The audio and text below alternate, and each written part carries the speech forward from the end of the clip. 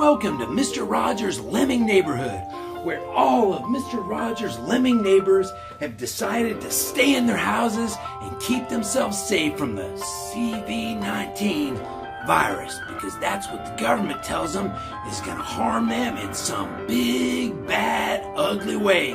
So while they're shut up in their houses, going crazy, going broke, and going hungry, you and I are going to spend some quality time together.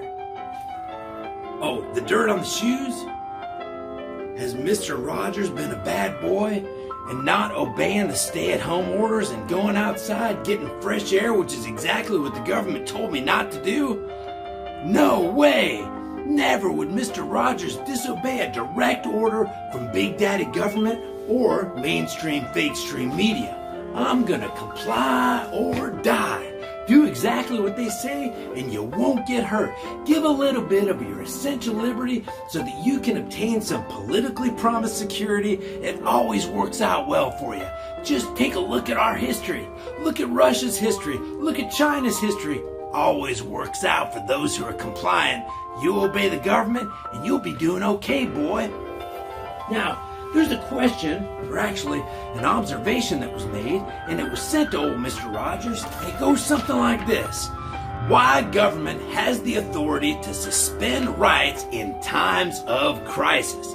Now, Mr. Rogers had to do a lot of digging, so I consulted the founding fathers, and you would not believe the massive list that I found of people who were more than willing to comply. Benjamin Franklin, Sam Adams, Thomas Jefferson, there's a big one, got a lot of information from him, the Declaration of Independence, the Constitution of the United States, you name it. Oh, Patrick Henry, golly, I got this list somewhere. Where is it?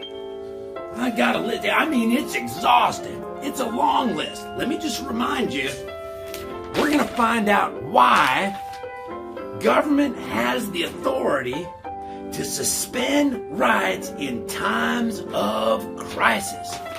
Why? It's going to be exhaustive. Do you have a minute?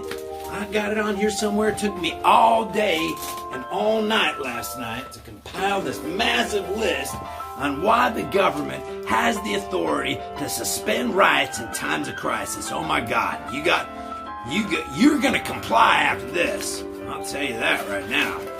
My exhaustive list.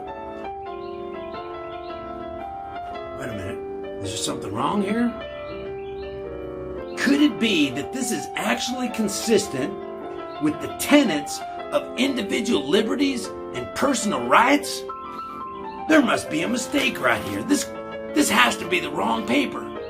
This can't have hopped out of the spirit of Thomas Jefferson, or Benjamin Franklin, or Samuel Adams, or Patrick Henry, Daniel Webster.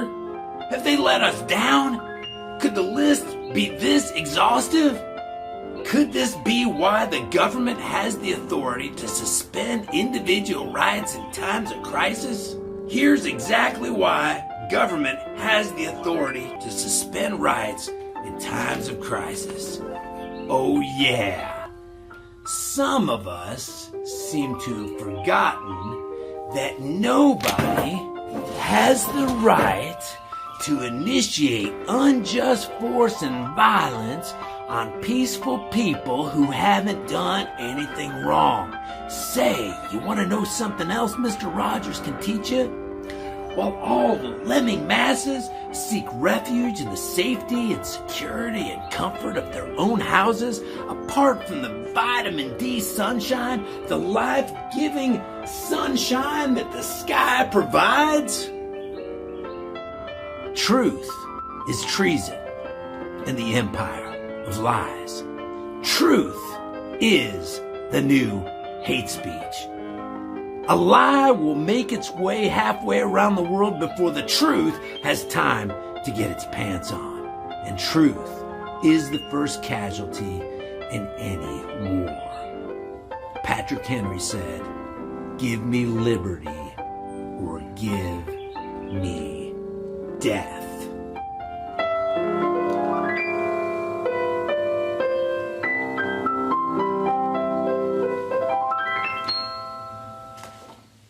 At this critical and deadly juncture in American history, you really need to submit to lockdown measures. Our government cares about us. They never lie to us or steer us in the wrong direction. Just ask our forefathers how well that's worked out for them in the past. You need to submit.